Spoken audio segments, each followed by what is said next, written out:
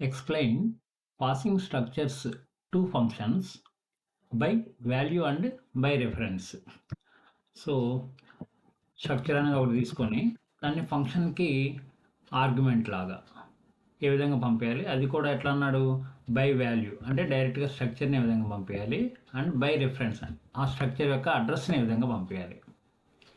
వాటిని ఫంక్షన్కి పంపించిన తర్వాత వాటి యొక్క డీటెయిల్స్ని మనం ఏ విధంగా యాక్సెస్ చేసుకోవచ్చు అనేది ఒక ఎగ్జాంపుల్ ప్రోగ్రామ్ ద్వారా మీకు చెప్తాను. సో ప్రోగ్రామ్ రాద్దాం. హ్యాష్ ఇంక్లూడ్ stdio.h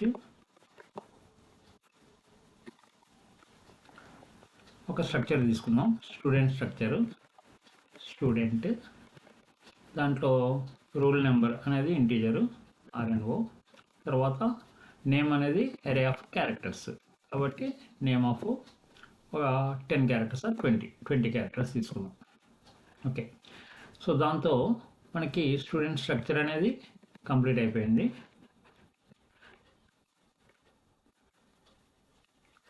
తర్వాత వాయిడ్ మెయిన్, దీంట్లో ఆ స్ట్రక్చర్కి సంబంధించి ఒక వేరియబుల్ స్ట్రక్చర్ స్టూడెంట్ S1 అనే ఒక వేరియబుల్ని క్రియేట్ చేద్దాం. ఇక్కడే వాల్యూస్ ఇచ్చేద్దాం. ఏమేంటి, రూల్ నెంబరు 102 అని ఇస్తున్నాం, తర్వాత నేమ్ సుధీర్ అని ఇస్తున్నాం. ఓకే, ఇప్పుడు ఈ వాల్యూస్ని డిస్ప్లే చేయడం కోసం డిస్ప్లే అనే ఒక ఫంక్షన్ని రాద్దాము. దాంట్లో ఈ S1 అనే స్ట్రక్చర్ వేరియబుల్ ఉంది కదా, దాన్ని ఆర్గ్యుమెంట్ లాగా పంపిద్దాం. సో వాయిడ్ డిస్ప్లే, దీంట్లో స్ట్రక్ట్ స్టూడెంట్కి సంబంధించి ఆర్గ్యుమెంట్. సో ఇక్కడ మనం S1 రాసుకోవచ్చు, ఏదైనా రాసుకోవచ్చు. ఇక్కడ మనం పంపించిన S1 అనేది ఆ వేరియబుల్ లాగా తీసుకుంటుంది. ఓకే, ఇక్కడ S1 రాయొచ్చు, ఏదైనా రాయొచ్చు. ఓకే, సో దీని లోపల మనం ఆ వాల్యూస్ని ప్రింట్ చేద్దాం. ఎట్లా ప్రింట్ చేస్తాం, print F rule number %d, next లైన్లో అంటే \n నేమ్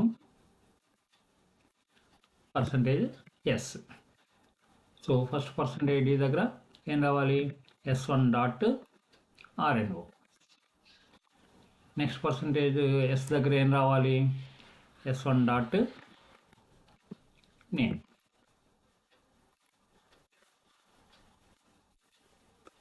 ఓకే, సో ఈ విధంగా రాసాము.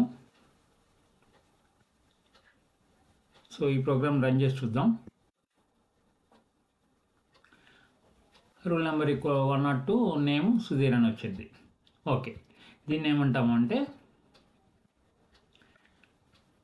Structures, passing structures to functions by value అంటే డైరెక్ట్గా స్ట్రక్చర్ వేరియబుల్నే మనం పంపించాము ఫంక్షన్కి ఆర్గ్యుమెంట్ లాగా. ఇంకోటి ఏమన్నాడు, బై రిఫరెన్స్ అంటే స్ట్రక్చర్ వేరియబుల్ యొక్క అడ్రస్ని పంపించమన్నాడు.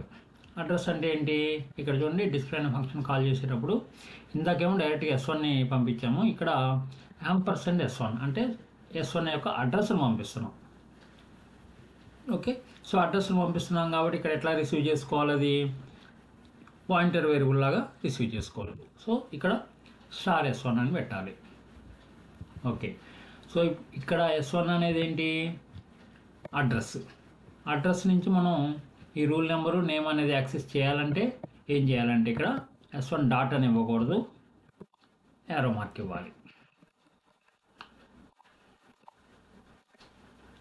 ఓకే, సో ఈ ప్రోగ్రామ్ రన్ చేస్తున్నాను. చూసారా, రూల్ నెంబర్ 102 నేమ్ సుధీర్ అని వచ్చింది. సో దీన్ని ఏమంటామంటే passing structure variable to function as reference అంటే అడ్రస్ను పంపించాం. ఇందాక మనం చేసింది బై వాల్యూ పంపించినప్పుడు ఏం చేసాం, డైరెక్ట్గా S1నే పంపించాం. పంపించాము, ఇక్కడ స్టార్ అని తీసుకోలేదు. అప్పుడు ఎట్లా యాక్సెస్ చేసాం, మనం డాట్ అని పెట్టాం, S1.RNO, S1.name అని పెట్టాము. ఓకే, సో ఇది కాల్ బై వాల్యూ. తర్వాత అడ్రస్ని పంపిస్తే దాన్ని కాల్ బై రెఫరెన్స్ అని అంటాం. Okay, thank you.